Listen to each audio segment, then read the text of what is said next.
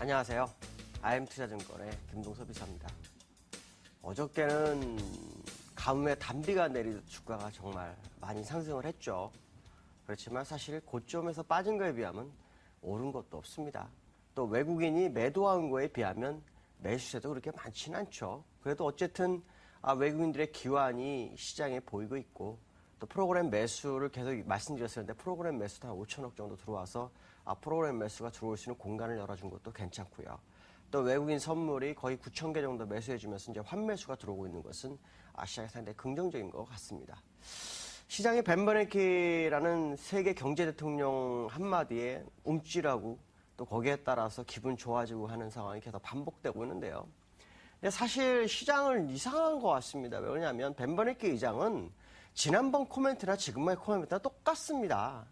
차이점이라면 분명하게 얘기했다는 것 뿐이죠. 왜냐하면 지난번에도 지표가 좋아지면이라는 말을 틀림없이 했습니다. 그러고 난 다음에 거기에 따라서 양적 완화를 축소할 수 있는데 그게 올해부터 진행이 돼서 내년부터 될 수도 있다. 그렇지만 최소한 실업률이 7%는 돼야지만이 양적 완화를 축소할 수 있고, 그 다음에 금리 인상에 대해서는 6.5% 정도까지 실업률이 내려와도 조금 더 지켜봐서 2015년 말이나 정도 가능하다라고 분명히 그때 얘기를 했습니다. 근데 참 신기한 것은 뭐냐면 그 시점에 많은 이코노미스트들은 뭐라 그러냐면 9월부터 한다. 갑자기 뜬금없이 그렇게 얘기를 했습니다. 그가 제시했던 전제 조건은 완전히 무시해버렸죠. 그로 인해서 미국의 국채금, 10년물 국채금리가 한 달 만에 1% 이상이 올랐었고요. 우리나라도 폭락을 했고요. 전 세계가 완전히 초토화되는 그런 상황이 발생했습니다. 그를 벤 버냉키 의장은 한 달 뒤에 의사를 발표를 통해서 정확하게 시장에 알려줬습니다. 분명한 것은 지금 현재 시점에서 어떤 지표가, 이래서 실업률의 지표, 고용에 대한 지표가 나아지거나 아니면 인플레이션에 대한 부분이 적절한 수준이 되기 전까지는 양적 완화를 지속할 것이다 라고 얘기했습니다. 근데 그때와 지금과 차이점이 뭐냐? 그것은 인플레이션이라는 것을 하나 들고 나왔다는 거죠. 물론 과거에도 인플레이션 2.5%에 대한 부분은 계속 얘기했었지만 실질적으로 인플레이션이 너무 낮은 상태이기 때문에 인플레이션이 어느 정도 낮은 상태에서는 지금 양적 완화를 계속 할 수밖에 없다라는 얘기를 했죠.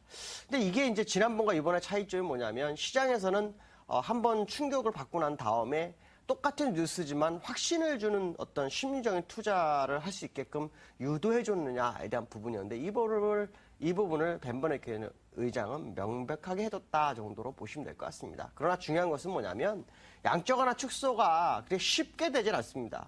왜 그러냐면 분명한 것은 2008년도의 실업률 그리고 지금의 실업률, 그 당시의 경제 성장률, 지금의 경제 성장률, 그 당시의 인플레이션, 지금의 인플레이션을 보면 지금 주가는 더 많이 끌어올리고 돈은 더 많이 있지만 거기에 못 미치고 있다는 겁니다.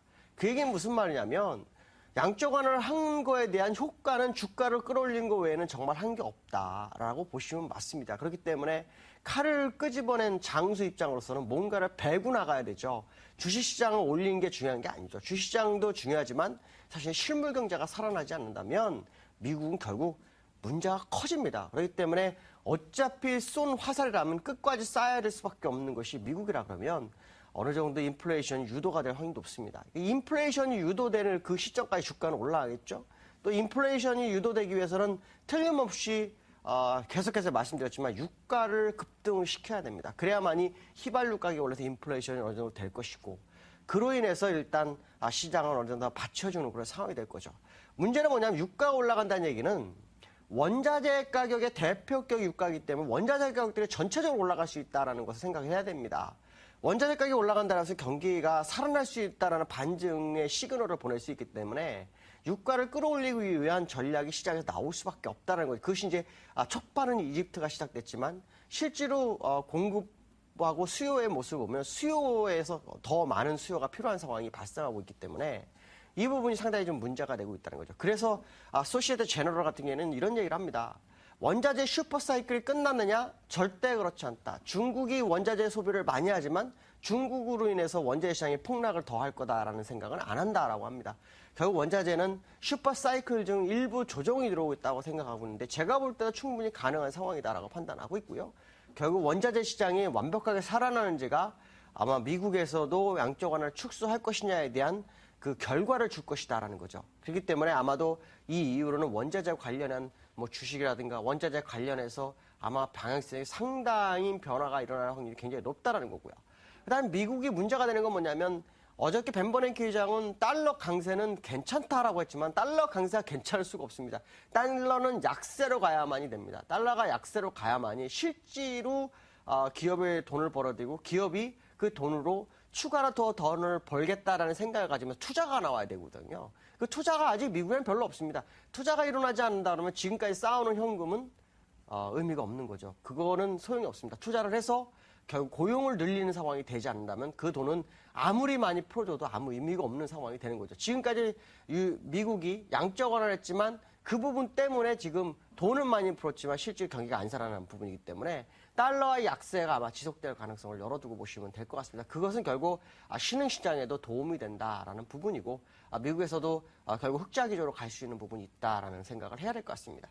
유로존도 지금 경기 부양책의 기대심이 굉장히 크죠. 왜냐하면 지금 ECB 집행위원들 사이에서도 예금금리 마이너스는 거의 그 준비가 돼 있다라고 얘기를 하고 있습니다. 그만큼 지금 문제가 심각하죠. 특히 ECB에서 양적 완화를 해도 주변국한테는 도움이 안 되는 그런 상황이기 때문에 주변국을 위해서 할 수 있는 일들을 해야 될 거다. 결국 새로운 경기부양제 시장을 자극할 수 있는 그런 상황이다라는 거고 그걸 위해서는 미국이 출구 전략을 좀 연장해 주는 것이 정상적이다라고 보시면 될 것 같고요.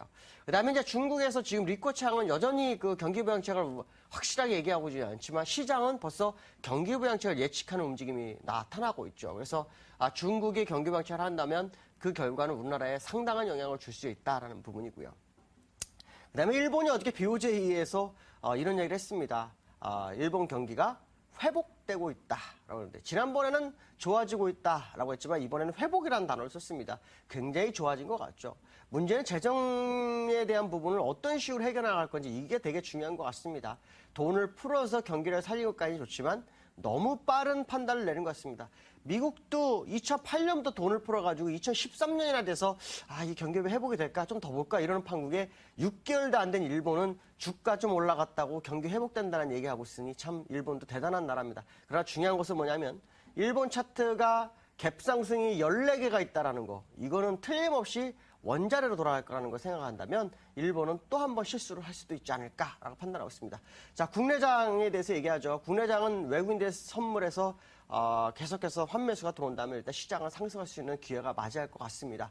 어쨌든 시장이 다시 한번 살아날 수 있는 기회를 갖기 시작했다는 것은 상당히 긍정적으로 봐야 될 것 같고요. 힘들지만 좀 더 버티면 지난번에 손실 부분을 어느 정도 메울 수 있지 않을까 이렇게 판단하고 있고요.